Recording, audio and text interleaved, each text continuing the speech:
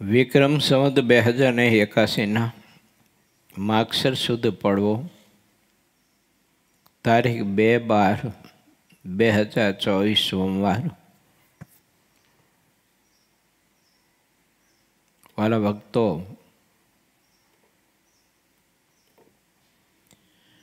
ભગવાન સ્વામિનારાયણે આપણને સૌ કોઈને વજરામૃત ગઢડા પ્રથમ પ્રકરણના 70 આધારે કાકાભાઈના પ્રશ્નથી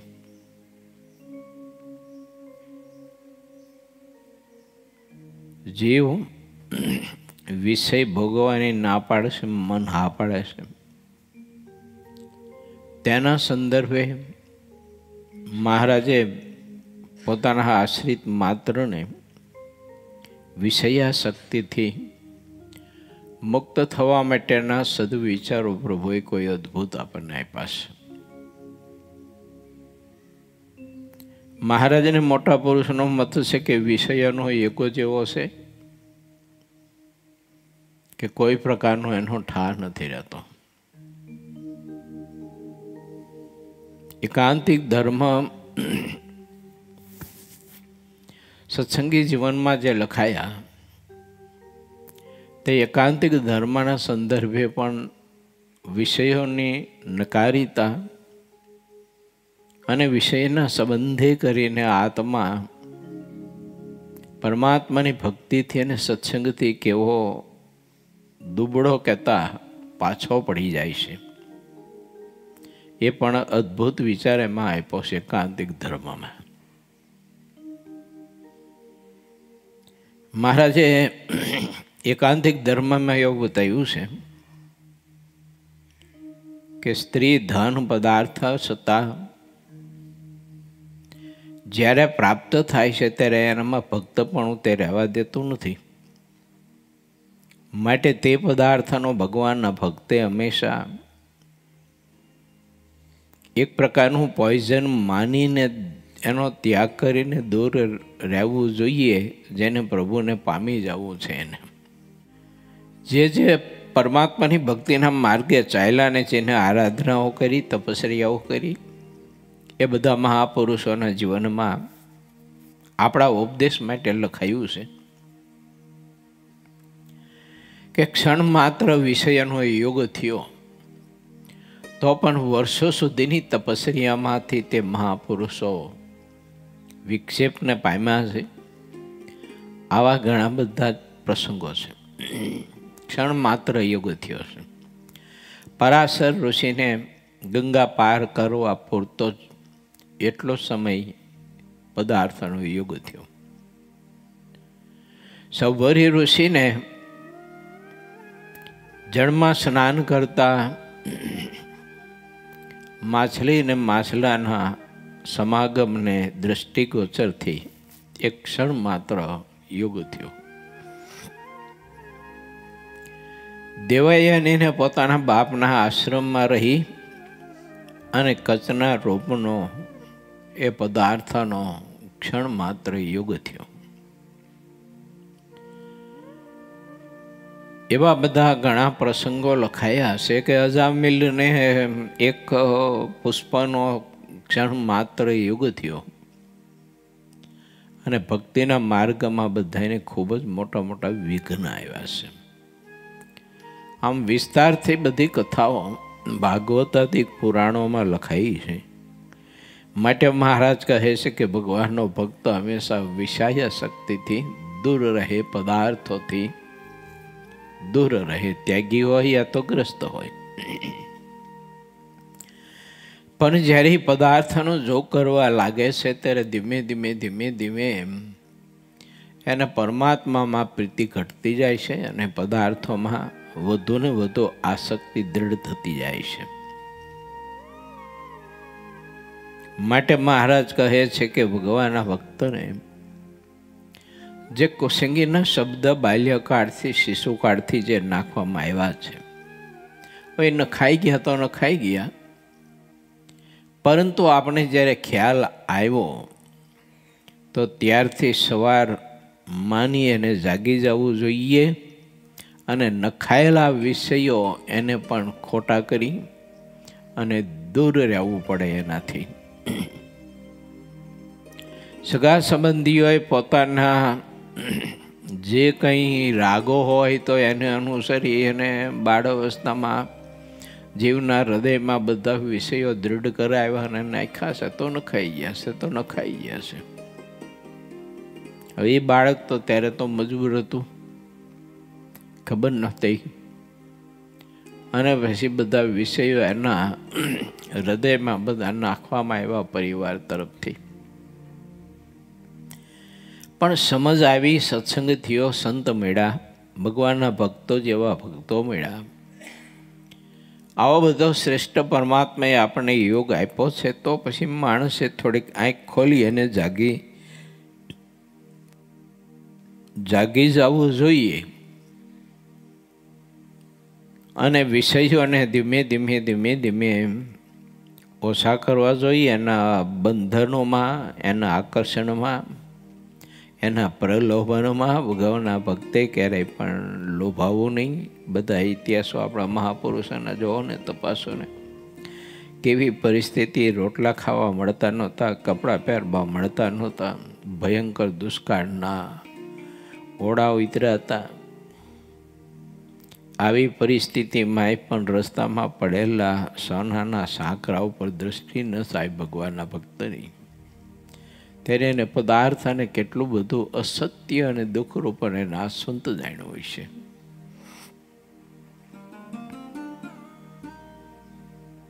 સામે ચાલીને મળતું હતું તેમ છતાંય ગયેલા ભક્તને એમના ધર્મપત્ની શ્રીએ એ સોનાના સાંકરા ઉપર ધૂળની ઢગલી કરી દેતા, ધૂળ વારી દેતા હોય અને એના ઉપર પેશાબ કરતા હોય તો એને કેટલું બધું નકારું જાણ્યું છે.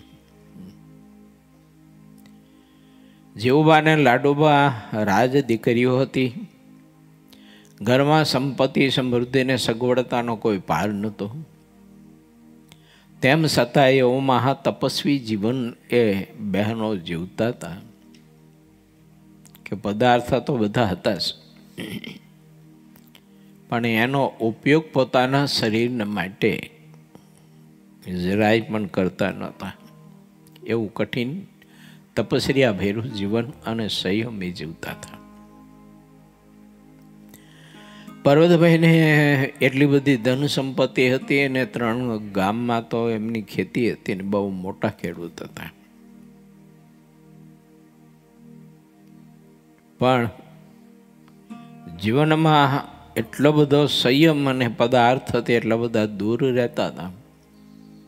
10-10, 12-12 મોટી મોટી હાથણી જેવી ભેંસો દૂધતી હોય, ઘણી બધી ગાયો દૂધણી હોય, ઘી માખણ, કોઈ પદાર્થનો કોઈ પાર નહીં, સમૃદ્ધિ પણ એટલી બધી. રામાનંદ સ્વામી જ્યારે સંદેશો મોકલે કે અનાજ ખૂટ્યું છે સદાવ્રતમાં, તો પર્વતભાઈને માલુમ થાય કે આજુબાજુના ગામડાઓમાંથી અનાજ મળતું હોય તો મોકલી આપજો, પછી એના પૈસા જે થાય તે અમે મોકલી આપશો.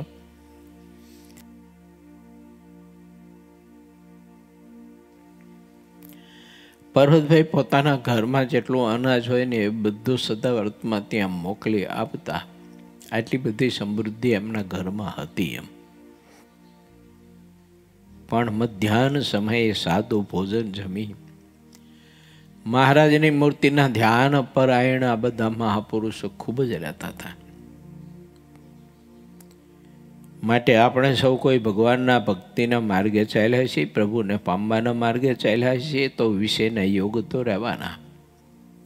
પણ એનાથી આપણે સમજીને જો વિરક્ત રહીશું તો રહેવાય છે. નહીંતર ભલભલા ને મોટા મોટા ને વિષયોએ ધર્મ ભ્રષ્ટ કરી અને પરમાત્માની ભક્તિથી એને ભ્રષ્ટ કર્યા છે.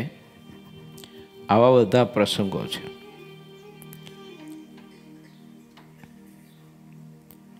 શ્રીજી મહારાજે મોટા પુરુષોને એટલા માટે જ વિરક્ત રાખ્યા હતા અને મહારાજે બધા નિયમ રાખ્યા હતા. એટલા માટે રાખ્યા હતા કે પદાર્થના જોગથી મહાપુરુષો વિરક્ત રહેવા ઈચ્છતા હતા અને મહારાજ પણ એમને વિરક્ત રાખવા માટે ચાહતા હતા. તો પછી શ્રીજી મહારાજે જો ને મોટા પુરુષને કાચા લોટના ગોળા ખવડાવ્યા. દૂધ ને શેરડીમાંથી થાય એવી કઈ વસ્તુ નહીં ખાવાની. 2, 5, 6 મહિના એ પ્રકારનું ચાલે. તાટ પહેરવાના સૈણિયા 2, 4 મહિના એ પ્રકરણ ચાલે. તો મહારાજે પોતાના સત્પુરુષોના તપસ્યાના જીવનથી, ત્યાગના જીવનથી આપણને સૌ કોઈને પવિત્ર સંદેશો આપ્યો છે કે એ મારા ભારતવાસી ભાઈઓ બહેનો, મારા ભારતવાસી પુરુષો, ત્યાગી ગ્રસ્ત અવસર ભગવાને આપ્યો છે પ્રભુને પામી જવા માટે તે પદાર્થનો મોહ ટાળજો, નહીતર તે પદાર્થ તો લોકાંતરને જીવ જ્યારે પામશે ને ત્યારે અઢળકને મનમાં એના બધા જ પદાર્થોનો યોગ થશે. ને સ્વર્ગાધિકની ધરતીને ઇન્દ્રપુરીને કે બ્રહ્મલોક જેવા લોકને જ્યારે પામશે આ તો પરમાત્મા ફરીને જન્મ આપશે. આ લોકમાં કોઈ શેઠ સાહુકારને ત્યાં, કે કોઈ મોટા રાજા મહારાજાઓને ત્યાં, કોઈ ધનવાનના ત્યાં તે દિવસે પદાર્થનો કોઈ પાર નહીં હોય, સમૃદ્ધિનો કોઈ પાર નહીં હોય. બહુધા જોવા મળતું હોય છે કે બહુ ધન સંપત્તિ ને બહુ મોટા હોય છે, ત્યાં ભક્તિ નથી હોતી, અને હોય તો નહીં જેવી હોય છે. ધર્મ પણ હોતો નથી ને હોય તો નહીં જેવો હોય છે. કારણ કે સંપત્તિ ને સમૃદ્ધિ માણસને ધર્મનું સેવન કરીને પરમાત્માની ભક્તિ કરવા ન દે. સાધારણ સામાન્ય જે ભક્તો હોય એના તમે અંગ જોઈજો, પછી કોઈ એવા ભક્ત નીકળે ના નીકળે એવું નથી. કે અઢળક ધન સંપત્તિ હોય તેમ છતાંય પરમાત્માની ભક્તિ ખૂબ ભાવથી કરતા હોય. ધાયણા પાયણાના વ્રત કરતા હોય, કોળિયા વ્રતો કરતા હોય. વિદેશમાં પણ ઘણા બધા એવા ભક્તો છે. સુરતમાં તુલસીભાઈ છે, બહુ મોટા ભક્ત છે, ધનવાન છે, પણ રોજ વહેલા 3 વાગે જાગીને ભાવથી ખૂબ જ પૂજા કરે. અને રાજકોટ ગુરુકુલની શાખા સુરતમાં જે ચાલી રહી છે ત્યાં ઠાકોરજીના ફૂલહાર કરવા માટેની સેવા પણ જબરી કરે. રાકેશભાઈ દુધાત છે, રાજકોટ ગુરુકુલના વિદ્યાર્થી છે, આપ બધા જાણો છો.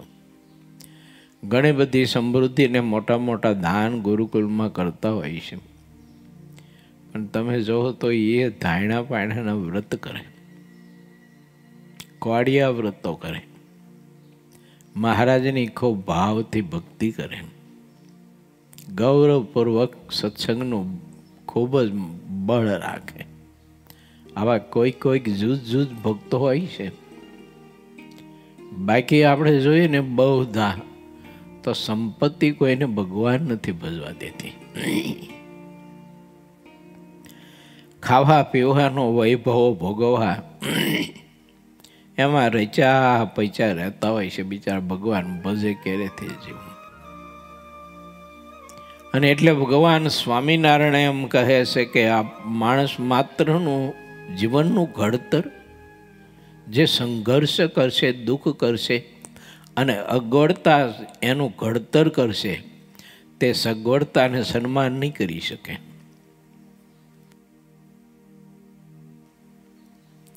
સગવડતાને સન્માન માણસને બહુ બગાડશે, ત્યારે દુઃખ ને સંઘર્ષ અને વિપત્તિ માણસનું ઘડતર કરશે.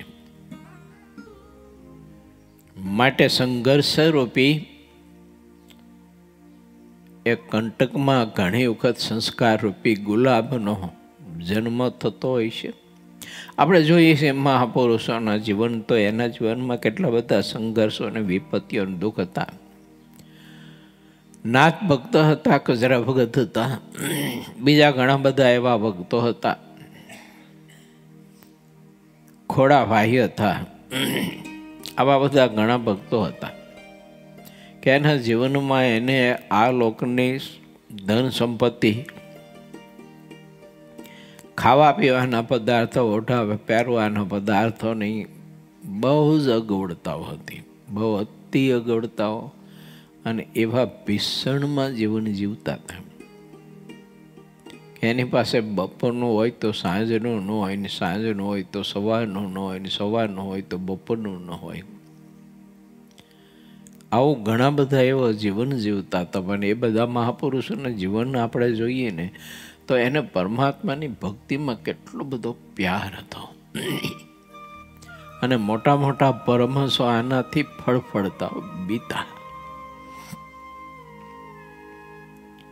જ્યાં જ્યાં કોઈ સારી રસોઈઓ કે સન્માન થતા ને ત્યારે એ મહાપુરુષો મહારાજની આજ્ઞા કરી અને તે ગામ કે તે ઘર કે તે સમાજને છોડી અને જ્યાં અપમાન થતા હોય અને જ્યાં જ્યાં જેવું તેવું કોદરા જેવું કે બંટી જેવું કોઈ ધાન ખાવા મળતું હોય તો એવા પ્રદેશમાં ને એવા સમાજની બીચમાં એ મહાપુરુષો સત્સંગ કરાવવા માટે રહેતા ને જતા. અમારી પણ વાત છે, તમારી પણ છે. ત્યાગી સંતોને પણ વિચારવા જેવું તો ખરું જ કે આપણા મહાપુરુષો કેટલા બધા સક્ષમ હતા, સમર્થ હતા કે જેની સાથે ભગવાનના સ્વરૂપો આમને સામને વાતો કરે એવા બધા મહાપુરુષો હતા. પણ તે ઉતરી ગયેલા ને ફાટી ગયેલા કોઈ નાના સાધુઓના ધોતિયા ખીસ્યા હોય તો એને સાંધીને થીગડા મારીને યા તો ગાંઠો વારીને પણ પહેરતા. મૂડી મંદિરના મહંત પદે આપણા દાદા ગુરુ ગુણાતીત સ્વામી જીવંત પર્યંત સાધુના ઉતરેલા ફાટેલા તૂટેલા કપડાં પહેરતા. નવું કપડું શરીર ઉપર કોઈ દિવસ થાયરું નહોતું. શા માટે કે મહાપુરુષોને ખબર હતી એના વિષયમાં શું પોઈઝન રહ્યું છે, વિષયમાં શું વિષ રહ્યું છે, અને વિષયોના બંધનથી આત્માને ભક્તિના માર્ગમાં કેટલા બધા વિક્ષેપ થાય છે એ મહાપુરુષોને ખબર હતી. નહીતર મોટા મોટા રાજા ને શેઠ સાહુકારો એમને માનનારા અને પૂજનારા હતા. વાંકાનેરનો ઘણો બધો ધનાઢય સદગ્રસ્ત સમાજ હતો. એ ખૂબ જ આ મહાપુરુષોને માનતો હતો ને જબરજસ્ત એની ગુરુ નિષ્ઠાઓ હતી કે એના વચને બધા ટૂંક ટૂંક થઈ જાય એવા મહાપુરુષો હતા. પણ તેમ છતાં વિષયના યોગથી બહુ દૂર રહ્યા, સમજીને દૂર રહ્યા. માટે વાળા ભક્તો, આપણે ત્યાગી ગૃહી બધા નાના મોટા એ બંને ત્યાં સુધી શરીર ખમી શકે ત્યાં સુધી ભગવાનના પ્રત્યેક ભક્તોએ અને પ્રત્યેક આશ્રમીઓએ તપસ્યા કરવી પડે ને મળતા વિષયનો ત્યાગ કરવો એ મહા મોટી તપસ્યા છે. એનાથી દૂર રહેવું તે મોટી તપસ્યા છે. મહારાજે પણ પોતાના જીવનથી આપણે સૌ કોઈને તે દર્શન કરાવ્યું છે કે અઢળક ધન સંપત્તિ અને આભૂષણો અને ખાવા પીવાના મેવા મીઠાઈના ઢગલા થતા હતા. પણ મહારાજે આપણે સૌ કોઈને બતાવ્યું કે આનો ઉપયોગ તમારી જેટલી આવશ્યકતા હોય ને તમને પચેવું હોય એટલું જ કરજો, વધારે નહીં કરતા, ને તો તમારી જિંદગીને હાવે ચૂંથી નાખશે. ભક્તિના માર્ગમાં તમને પ્રવૃત્તવા નહીં દે, વૃદ્ધિ પામવા નહીં દે, ઘટાડશે ખરા. એટલે દૂર રહેજો એમ મહારાજે આપણે સૌ કોઈને પોતાના જીવનના આચરણથી ઉપદેશ આપીને બતાવ્યું છે. તો આપણે પૂરે 21ના 74ના તરંગમાં 70મા વચનામૃતના આધારે 19થી 20 ચોપાઈ સુધીની કથામાં ગઈકાલે આપણે થોડોક વિચાર સમજવા માટેનો પ્રયત્ન કર્યો હતો. 21મી ચોપાઈમાં આપણે આજે પ્રવેશ કરીએ છીએ. બુદ્ધિમાં કુસંગીના શબ્દ અને તેના રૂપ જેવા છે તેવા પંચ વિષય સહિત રહ્યા છે અને આ જીવ જ્યારે સત્સંગ કરે છે અને તેને સંતનો સમાગમ થાય છે ત્યારે સંતો તેને પરમેશ્વરના મહિમાની એવી વાતો કરે છે જેથી વિષયનું ખંડન થઈ જાય, જગત મિથ્યા દેખાય અને જીવની વિપરીત બુદ્ધિ છેદાઈ જાય, તેમજ જીવની મતિમાં ભગવાનને વિશે જ ઘણી સાર મનાય. માટે સંત સમાગમ ભગવાનના ભક્તોએ અવશ્ય કરવો. દેવાનંદ સ્વામી પણ પોતાની કૃતિમાં ધીરજ ધારે તેને ધૈન છે એ પદાવલી ભજન પ્રકાશ સ્વામી હતા આપણને કર્ણ પ્રદેશ પાસે મૂકી તો એમાં કેવું બતાવ્યું છે. 5 પાંડવો કેવા સમર્થ, પણ તો સ્વામી કે દુઃખને માન દીધા, એને સન્માન કર્યું ને પ્રભુ પ્રસાદ માની ને દુઃખનો સ્વીકાર કર્યો. સગાડ સાહે સુત વધેરો મય ધ્વજ રાજાએ કરો તો મુકાયું. હરિશ્ચંદ્ર રાજા વેચાઈ ગયા, એની પાસે અઢળક ધન સંપત્તિ બધું જ હતું, અઢળક હતું બધું, પણ બધું છોડી દીધું. એવા ઘણા બધા રાજા મહારાજા સમ્રાટોના ઇતિહાસો આપણા ઋષિમુનિઓએ અનેક પુરાણો અને ગ્રંથોમાં લખ્યા છે. માટે વાળા ભક્તો, સંત સમાગમ કરી અને વિષયને ખોટા કરતા રહો. અને જે વિષયનું, દેહનું, ઇન્દ્રિયનું, અંધકરણનું, સંબંધીઓનું, ધન સંપત્તિનું, સત્તાનું, આ લોકના કોઈ પણ એવા કારણોનું જે જબરજસ્ત ખંડન કરતા હોય અને ભગવાનની ભક્તિનું મંડન કરતા હોય એવા ભગવાનના સત્પુરુષનો સમાગમ જોગ રાખવો. પણ વિષયનું મંડન કર્યા જ કરતા હોય અને વિષયનું મંડન કરતાની સાથે ભક્તિનું મંડન કદાચ કરતા હોય તો ખબર નહીં હવે એ બધા સમાગમ જોગથી આપણામાં ભક્તિ પ્રધાન થઈ શકે નહીં થાય. એટલે શ્રીહરિ કહે છે કે આ સંતોની વાતો, સંતોના રૂપો પણ જીવનની બુદ્ધિમાં આવીને ખાસ રહ્યા છે. તે બે જાણે છે કે લશ્કર હોય તેમ અંતરમાં સામસામા ઊભા છે. જેમ કુરુક્ષેત્રમાં કૌરવ અને પાંડવોના 2 લશ્કર સામસામા ઊભા હતા અને પરસ્પર તીર, બરશી જેવા અપાર શસ્ત્ર લઈને લડતા હતા. તેમાં કોઈનું મસ્તક ઉડી ગયું, કોઈના હાથ કપાઈ ગયા, કોઈના સાતળ કપાઈ ગયા. આ રીતે કચરગાળ ઉડતો હતો. તેમાં જીવના અંતરમાં કુસંગીના રૂપ રહ્યા છે. તે પંચવિષય રૂપી શસ્ત્ર બાંધીને નિરંતર ઊભા છે. અને વળી પવિત્ર સંતના અનુપમ શબ્દ પણ અંતરમાં રહ્યા છે. જેમ કે ભગવાન સત્ય છે, સમગ્ર જગત મિથ્યા છે, વિષય ખોટા છે, એવા જે શબ્દો તે રૂપી શસ્ત્ર બાંધીને સંતોના રૂપ અંતરમાં ઊભા છે. અને તે બંને પરસ્પર શબ્દની લડાઈ કરી રહ્યા છે. તે એકબીજાને કોઈ નમી દેતા નથી. તે લડતા લડતા જ્યારે કુસંગીનું બળ વધારે થઈ જાય ત્યારે વિષય ભોગવવાની ઈચ્છા થઈ આવે છે. ને જ્યારે સંતોનું બળ વધે ત્યારે વિષય ભોગની ઈચ્છા થતી નથી. આ રીતે અંધકરણમાં નિત્ય લડાઈ ચાલતી રહે છે. તે ઉપર ગીતામાં એક શ્લોક કહ્યો છે, યત્ર યોગેશ્વર કૃષ્ણ યત્ર પાર્થર ધનુર્ધર તત્ર શ્રી વિજય વૃત્તિ ધ્રુવા નીતિમતિર મમ. એ શ્લોકમાં કહ્યું છે કે જ્યાં યોગેશ્વર એવા શ્રી કૃષ્ણ ભગવાન રહ્યા છે અને જ્યાં ધનુષ ધરતલ અર્જુન રહ્યા છે, ત્યાં લક્ષ્મી, વિજય તથા સર્વ ઐશ્વર્ય અને અચળ નીતિ તે બધા ત્યાં રહ્યા છે. તે ચારેય ક્યારેય અધર્મના પક્ષમાં રહેતા નથી. તેમ જેના પક્ષમાં સંતનું મંડળ રહ્યું છે તેનો જ વિજય થશે એમ નિશ્ચય રાખવો. મન, કર્મ, વચને કરીને ભગવાનના એવા ખરેખર આ ભાગવત એકાંતિક સંતની સાથે જોડાયેલા ત્યાગી અને ગ્રસ્ત એ બંનેના જીવન તમે જોઈજો. અને જે એવા સંતની સાથે ન જોડાયેલા હોય તો એના જીવન તમે જોઈજો. એનામાં રજોગુણ, બીજું ત્રીજું અવિવેક, આ તે બધું જોઈજો.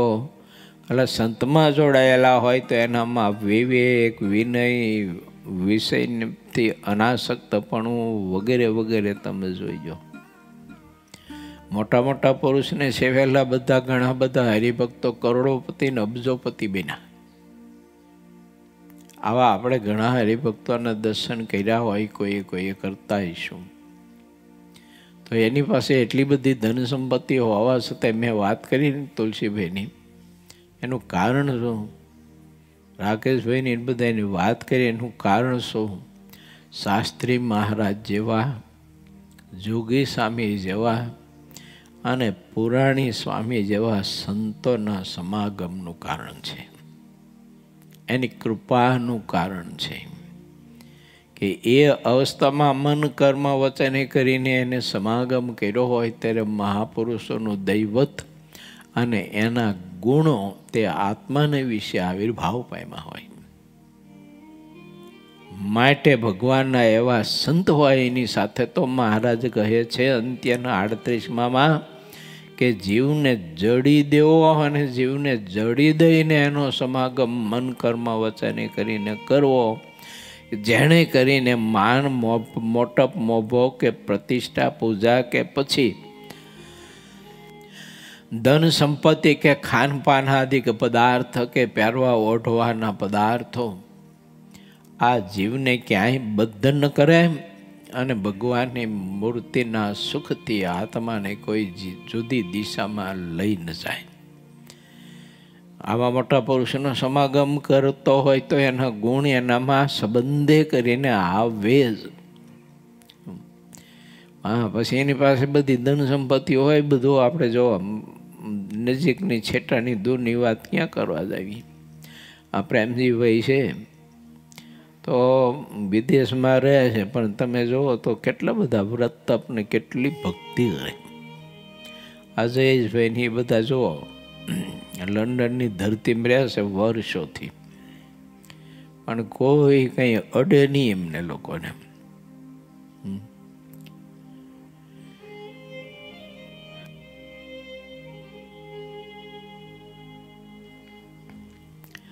જયભાઈ પાસે ધન સંપત્તિ કેટલી છે? જયભાઈ તળુક તમે જુઓ તો એ શેરડીમાંથી થાય, દૂધમાંથી થાય, ન ખાય. બોલો હે?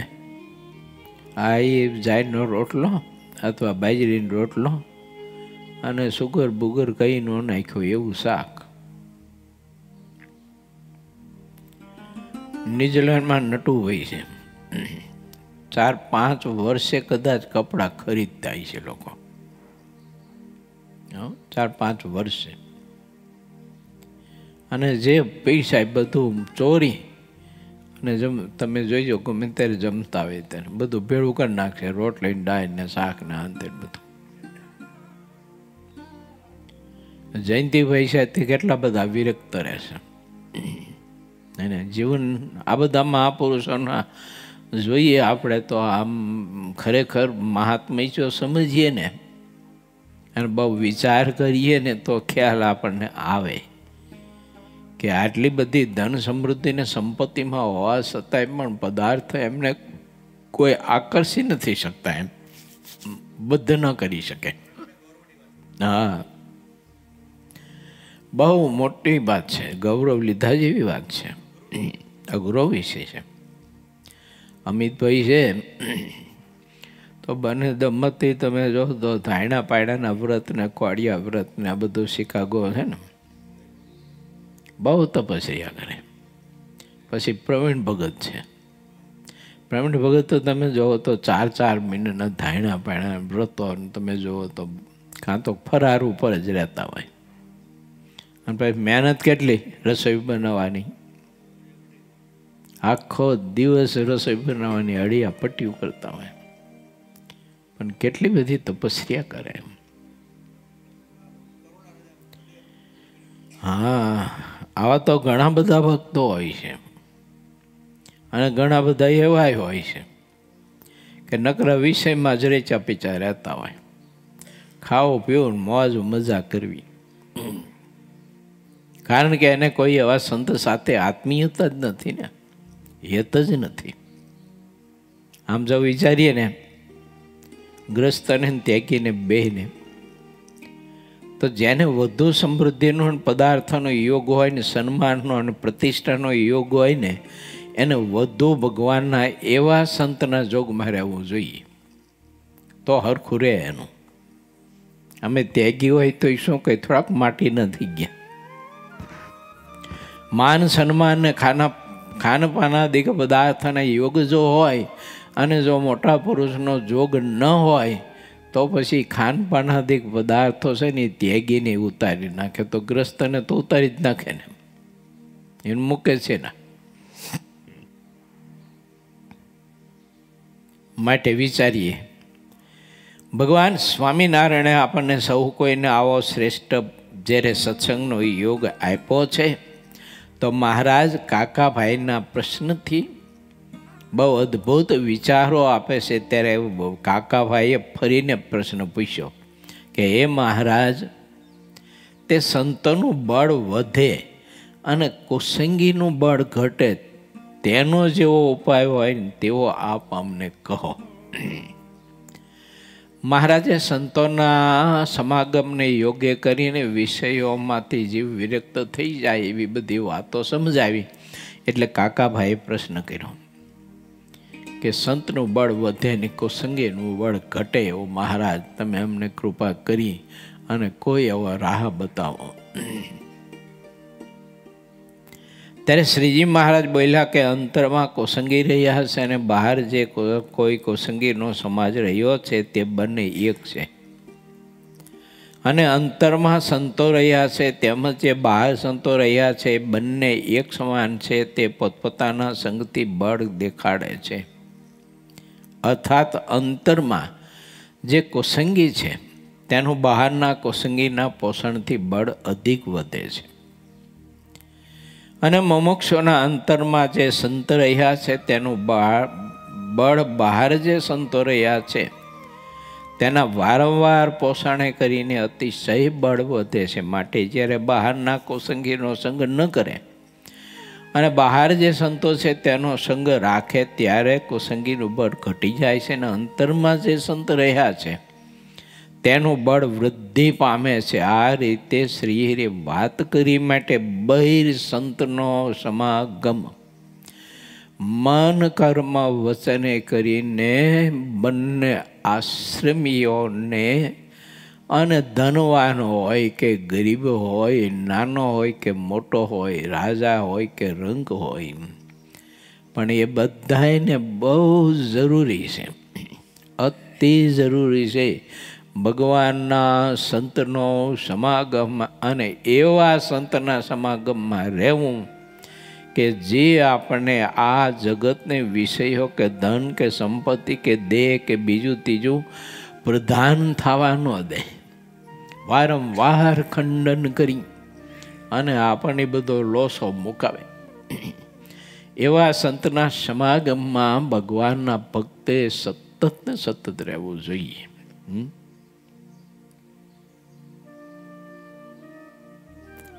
મહારાજના વખતમાં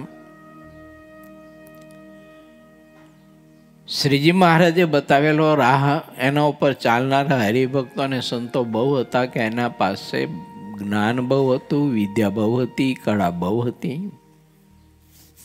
ધન સંપત્તિ અઢળક હતી, મોટપ ખૂબ હતી જગતની. પરંતુ એવા સંતના જોગમાં સતત રહીને આ વિષયો પ્રધાન ન થાય ને એના માટે બહુ જ પુરુષાર્થ ને પ્રયત્ન કરતા ને, તે મોટા મોટા રાજાઓ જે હતા ને એ બધા મહારાજની આજ્ઞા કરીને સંતોની સાથે, મંડળોની સાથે ગામડે ફરતા. આસુરા ખાચા ને બધા મોટા મોટા બધા સહી ભક્તો. ક્યાંક મહારાજ ક્યારેક સાથે હોય, ક્યારેક મોટા સંતોની ભેળા મોકલતા મહારાજ. અને એવી કઠિન તપસ્યા કરાવતા, ખોરી જાય રોટલા ખવડાવતા. આવી બધી મહારાજ તપસ્યા કરાવતા. શિયાળામાં પોષ મહિનાની કડકડતી ઠંડીમાં ગળા સમાણા જળમાં કોઈ સરોવર હોય તો એ સરોવરના જળમાં સાંજના 6 થી સવારના 6 વાગ્યા સુધી ભજન કરાવતા. આવી તપસ્યા મહારાજ કરાવતા. તોય મહારાજને સંતોની સાથે બધા ફરતા. આજે તો આપણે એવી તો કોઈ તપસ્યા સંતો કરાવી એમ છે નહીં, પણ તેમ છતાંય સંતના ભેળો રહેનારો જે હરિભક્ત મન કર્મ વચને કરીને સત્સંગ કરતો હોય એ હરિભક્તનું અંગ જોઈજો અને બીજાના અંગ તમે જોઈજો, આકાશ પાતાળ જેટલો ભેદ દેખાય છે. તે આ બધું વિચારવું જોઈએ. આપણે બધા ભગવાનના ભક્ત છીએ તો બહિર સંતનો સમાગમ અધિકને અધિક રાખવો જોઈએ, અથવા અધિક ન રાખીએ તો જેટલો વિષયનો યોગ રાખીએ છીએ, જેટલી આવા લોકની પદાર્થનો યોગ રાખીએ છીએ, જેટલી સગવડતાનો યોગ રાખીએ છીએ, તો કમસે કમ એટલો યોગ તો સંતનો રાખવો જોઈએ. આમ તો જોઈએ અધિક, પણ અધિક દાન ન કરી શકીએ તો એટલો તો એને રાખવો જોઈએ, જેણે કરીને સતત ને સતત તે વિષયના ખંડનોની વાતો સાંભળીને જીવ ચોખ્ખો થઈ જાય. ઘણી વાર તો મહાપુરુષો એટલા બધા આગ્રહી હતા કે કોઈ હરિભક્તને વિષયો છોડાવવા માટે, આસક્તિ છોડાવવા માટે પરણે પોતાની સાથે ગામડે ફરવા માટે લઈ જતા અને આગ્રહ કરતા, ભગત અમારી સાથે આવો.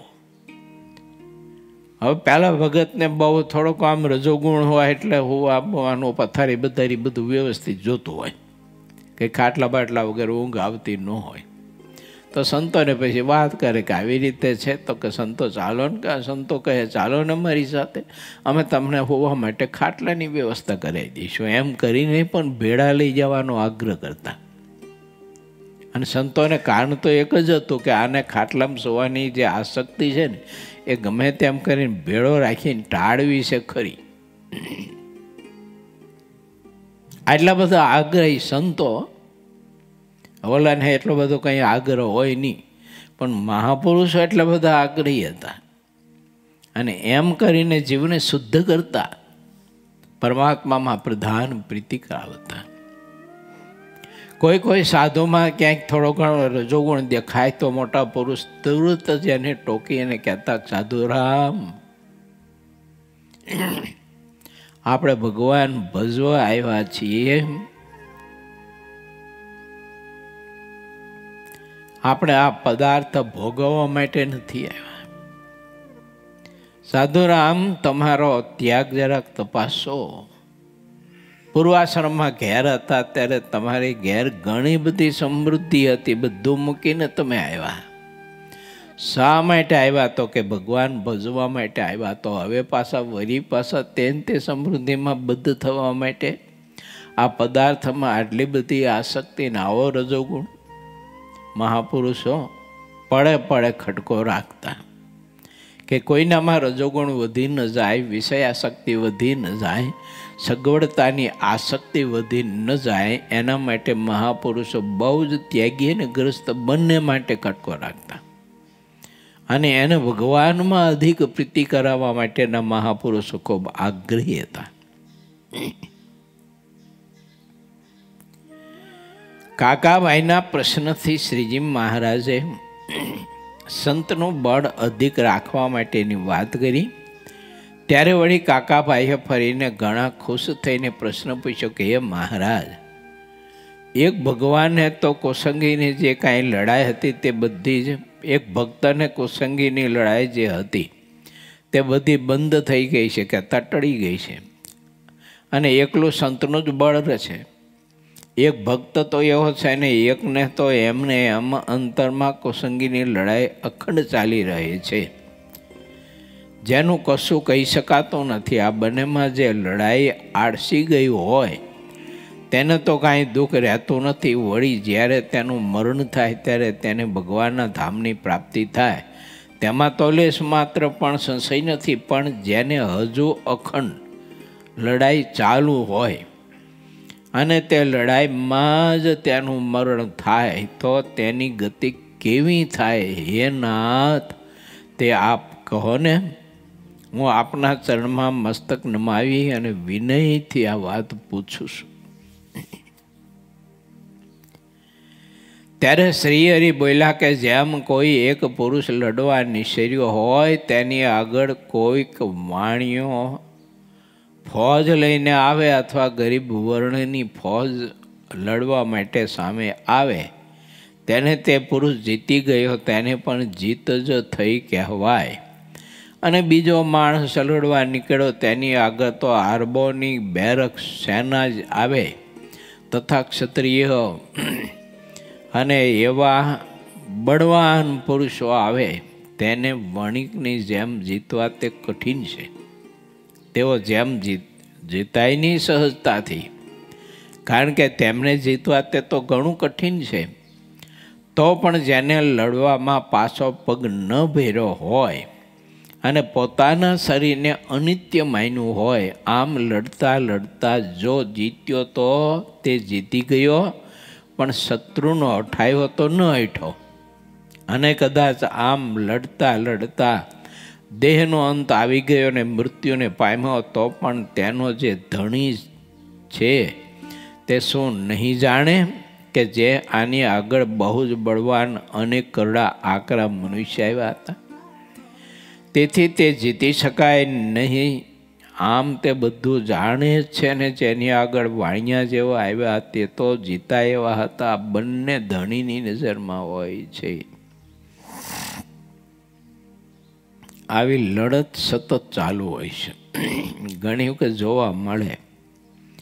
આપણે શિબિરનું આયોજન કરીએ ને, અહીંયા કે ક્યાંક બહાર જવાનું નક્કી કરી ગયો, કોઈ એવા સ્થાનમાં શિબિર કરીએ આપણે, અને પછી સંતો ભક્તોને બધાને ભેળા કરીને પછી મંતવ્ય લઈએ આપણે કે ચાલો આપણે શિબિર કરવું છે ને કરવા જવું છે તો શું કરશું આપણે. એમ પછી હવાના મત મંડે દેવા જો, અને બધા મત દેતા દેતા તો બીજું તો કથા વાર્તા કેવી કરવી શું કરવું એ તો કોઈ યાદ જ ન કરે, અને સીધું મેનું જ બનાવવા માંડી પડે. જો હા, સવારનું મેનું આવું, નાસ્તાનું, બપોરનું મેનું આવું ને સાંજનું મેનું આવું ને. એટલે મેના માટે થોડીક શિબિર કરવા જાય છે, પણ એ બધા ગમે તેમ મારી મચડીને મેનું જ આગળ લાવે. બોલો, હા, કથા એવી ધારદાર થાય નિષ્કળાંત કાવ્યની ને એવું કોઈ સૂચન ન કરે. તમે જોઈ જાઓ બહુધા. મેં તો બહુ માર્કિંગ કર્યું છે. તમને માર્કિંગ કરવાનો યોગ આવે તો કરજો ક્યારેક. એ તુરત જ બધા મંડી જ પડાવે. આટલું તો કરવું જોઈએ ને, આવું તો જોઈ જ ને, એમ ખાવા પીવાની સગવડતા. એટલે એના માટે શિબિર કરવા માટે દૂર જઈએ તો હવે ઘીરે બેઠા છીએ જ તારે, ખાઈ પીને ધુબાકા કરવા, હારે પેટ ખાઈને ગોદડું તાણીને હોઈ જવાનું. વહેલું પડે સવારે. આપણે ક્યાં ભગવાન ભજવા છે? આપણે ક્યાં ભગવાનને પામી જવું છે? એટલે વૃત્તિ દેખાય તરત એમ. અને અમુક અમુકને પૂછે કે શિબિરનું આયોજન કર્યું છે, ભગત તમે આવવાના છો? હા, તો કે આવશું, પણ કે ત્યાં સગવડતા ખાવા પીવાની રહેવાની કેવી મળશે કે? એ પહેલું પૂછે. કથા વાર્તા કેવી સાંભળવા મળશે એ કોઈ ન પૂછે, પણ રહેવાની સગવડતા ઉતારાની ખાવાની કેવી મળશે આ તરત જ પૂછે. એટલે અંદર જે હોય ને એ બધું બહારનું નીકળે જ તમારે તરત જ.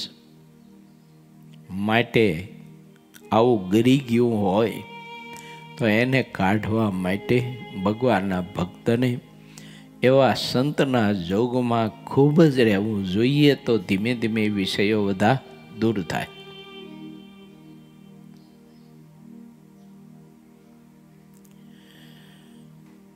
મહારાજ એમ કહે છે કે એમ જો વિષયોને છોડવા માટેની લડત અખંડ અખંડ ભગવાનનો ભક્તો કરતો હોય, તેમ જે ભક્તો એવા હોય તેની ભગવાન સહાય કરે છે. જેને સંકલ્પ વિકલ્પનું બળ અધિક હોય તેમ છતાં જે લડાઈ લડતા લડતા સંકલ્પના બળે કરીને પાછા હટતા નથી, તેને ભગવાન વારંવાર શાબાશ શાબાશ એમ કહે છે.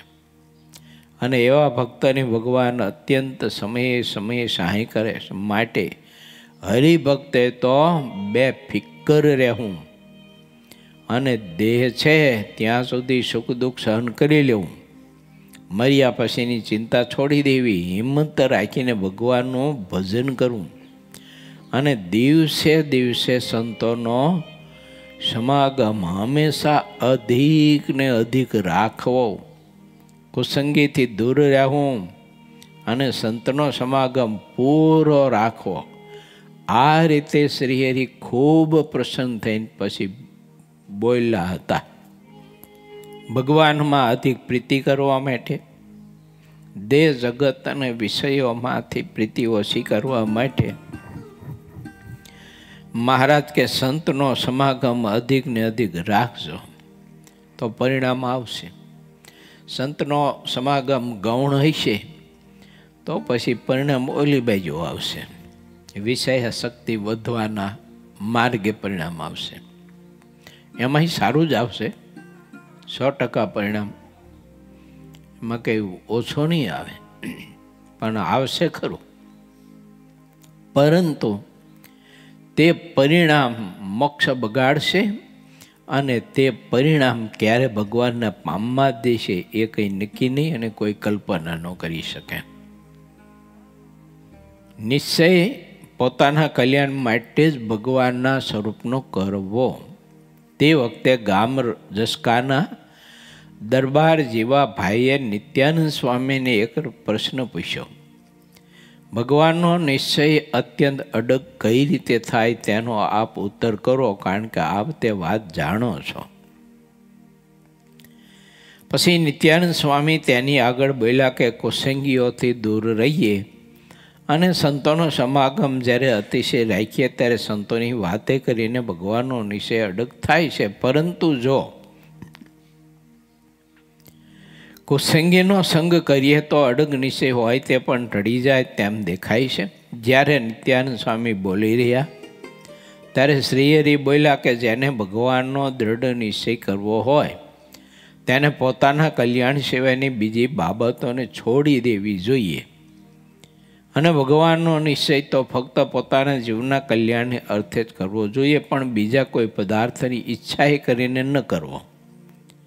જો હું સત્સંગ કરું તો વારે વારે માંદો પડી જાઉં છું તે દેહ કરીને સુખી રહું અને ફરી વાર ક્યારે આવું દુઃખ આવે નહીં, અથવા મારે પુત્ર નથી તે ભગવાનનો નિશ્ચય કરવાથી પુત્ર થાય, અથવા મારે દર વખતે પુત્રો મરી જાય છે તે જીવતા રહે પણ કોઈ પુત્ર હવે મરે નહીં, અથવા તો હું નિર્ધન છું તે મને ધન મળે તેમાં તલભાર પણ ખોટું નથી, અથવા મારા ગામ ગરસ છૂટી ગયા છે તે સત્સંગ કરવાથી પાછો આવે. આવી રીતની પદાર્થની ઈચ્છા માટે સત્સંગ કરે તો તેનું કાંઈ ઠેકાણું રહે નહીં, કારણ કે તેના વિચાર ઈચ્છાને પૂરી કરવામાં જ રહે છે. જ્યાં સુધી તેની ઈચ્છા પૂરી થાય ત્યાં સુધી તેનો સત્સંગ રહે, અને જ્યારે ઈચ્છા પૂરી ન થાય ત્યારે સત્સંગને છોડી દે. તે માટે જે કેવળ પોતાના મોક્ષને અર્થે સત્સંગ કરે તેનો સત્સંગ એવો અડગ રહે છે, એવા ભક્તને ક્યારેય વિઘ્ન આવે નહીં. જો કોઈ પદાર્થની ઈચ્છાએ કરીને સત્સંગ કરે તો તેમાં તેટલું વિઘ્ન આવે છે. ઘરમાં જેટલા મનુષ્ય હોય તે બધાનું મૃત્યુ આવ્યું હોય ને તેમાંથી જો એક જણ પણ ઉગરી જાય તો તે ઘણી મોટી વાત કહેવાય. વળી કદાચ હાથમાં રામપત્ર આવવાનું પ્રારબ્ધ લખ્યો હોય માગી ખાવાનું તો પણ તેની જગ્યાએ રોટલો મળે તે પણ ઘણી મોટી વાત છે. કેમ જે જ્યારે બધું જ જવાનું હતું ત્યારે તેમાંથી આટલું તો બચ્યું છે તો ઘણી મોટી વાત છે. આવી હરિભક્તની સમજણ હોય છે. આ રીતે જ્યારે પરમેશ્વરનો આશ્રય કરીએ ત્યારે ઘણું ઝાઝું દુઃખ આવવાનું હોય તેમાંથી કાંઈક ઓછું થાય ખરું. જેમ કે જન્મ મરણ લખ 84 ને જમ્મુપુરી તે બધાનું દુઃખ અપરંપાર છે. તે ભગવાનનો આશરો કરવાથી છૂટી જાય છે, લગાર પણ રહેતું નથી. આવું જ્યાં સુધી સમજાતું નથી ત્યાં સુધી માણસ ભવસાગરમાં ભટકા કરે છે. અને જે સત્સંગ કરે છે તેને સોડીનું દુઃખ પ્રારબ્ધમાં લખ્યો હોય તે કાંટાથી ટળી જાય છે. એટલો તો ફેર જે સત્સંગને અનુસરે છે તેને પડે છે. તેના ઉપર એક દ્રષ્ટાંત છે. તે જેવું અમે સાંભળ્યું છે તેવું કહીએ છીએ. ગામમાં ઘણા પાકા ચોર રહેતા હતા. તેમાંથી એક ચોર સાધુની પાસે બેસવા ગયો. સાધુની પાસે બેસીને તેણે ભગવાનની વાત સાંભળી. તે પછી ઘેર ગયો. ત્યારે રસ્તામાં પગમાં કાંટો વાઈ ગયો. તેથી પગમાં ખૂબ જ પીડા થઈ. પગ સોજી ગયો. લગાર પણ ચાલી શકાયું નહીં. તે ચોરી કરવા ન ગયો અને બીજા ચોર હતા તે ચોરી કરવા માટે ગયા. તો એક રાજાનો ખજાનો તોડીને ઘણું ધન લાવ્યા. પછી જે ચોર ભેળા થઈને ગયા હતા તે સૌએ તે ધન વેચી લીધું. જેટલા ચોર હતા તે બધાને ઘણું ધન આવ્યું. તેથી સાધુની પાસે ચોર ગયો હતો.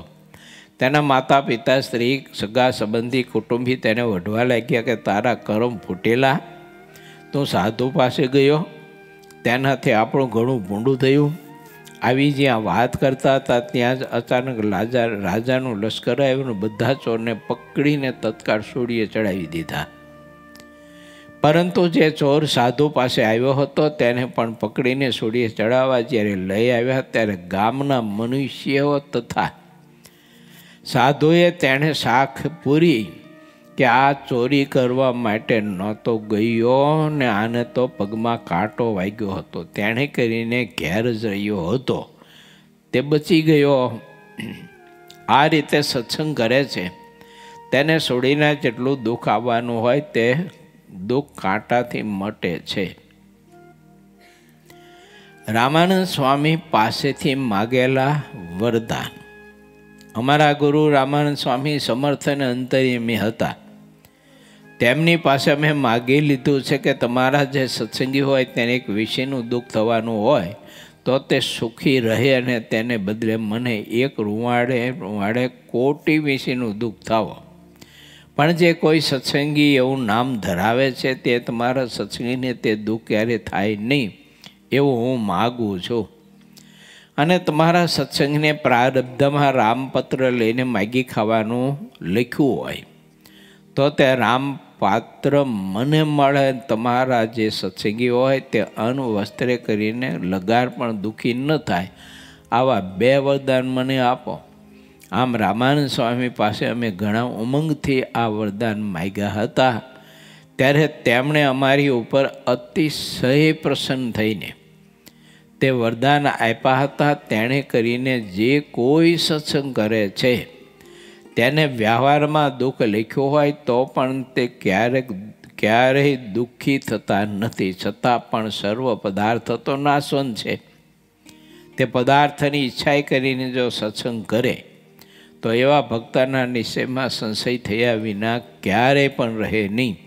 આ વાત કોઈ દિવસ ખોટી નથી. માટે જે સત્સંગ કરવો તે નિષ્કામ ભાવે કરવો અને પોતાના જીવનના કલ્યાણને માટે જ કરવો તો તેનો નિશ્ચય દૃઢપણે કરીને